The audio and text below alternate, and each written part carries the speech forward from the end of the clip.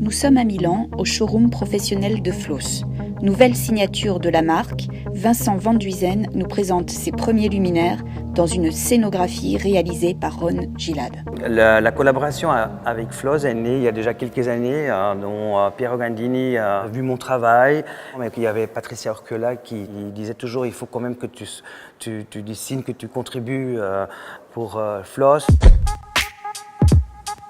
Infrastructure est née après une période de 2 années de recherche. Je me suis inspiré à la base du Bauhaus, comme quoi que je suis un grand admirateur de Bauhaus, où c'est beaucoup plus en parlant de l'honnêteté et l'intégrité du design d'une façon très, disons, démocrate, ou conservative, avec un degré industriel.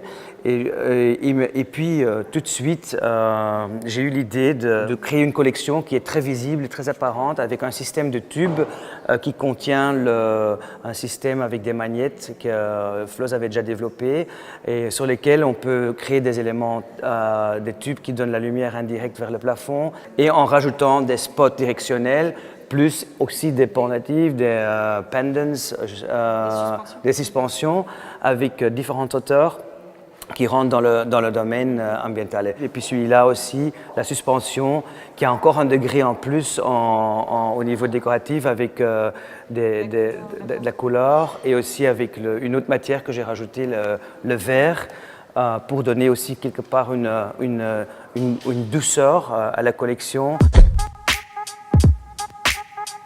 On m'a demandé après si j'étais intéressé à développer une collection extérieure en partant des éléments et des formes archétypiques qui sont là, des typologies qu'on connaît. On appelle ça en anglais des bollard lighting, en 3 différentes dimensions, et qu'ici j'ai essayé quand même de donner quelque part une sensualité à des formes très essentielles qui sont très minimales, et qu'on arrondit les angles et donner quelques souplesses à cette forme très rigide, et même dans la présentation aussi, on dirait presque que ça devient des petites sculptures, des petits objets qui à la fois tu peux les sortir de leur contexte et même les mettre dans l'intérieur. C'est la même chose devant cette lampe ici en béton, qui a été coulée en béton, dans lequel on voit que la source d'inspiration vient du Corbusier, de Chandigarh. Je suis un très grand fan de Corbusier, et spécialement de Chandigarh.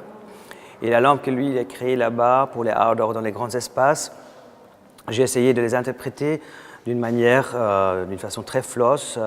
Et à Francfort, dans le Light & Building, on l'a présenté aussi dans une fonte, parce que j'adore la fonte et le bronze comme matière, des matières d'origine. J'aime bien aussi le fait que la fonte, ce sont des matières qu'on utilise aussi dans les sculptures, et comme quoi que la forme a quand même une expression assez sculpturale en soi. Je rejoins cet esprit pour créer cette lampe de sculpture, de cette culture. Ouais, exactement.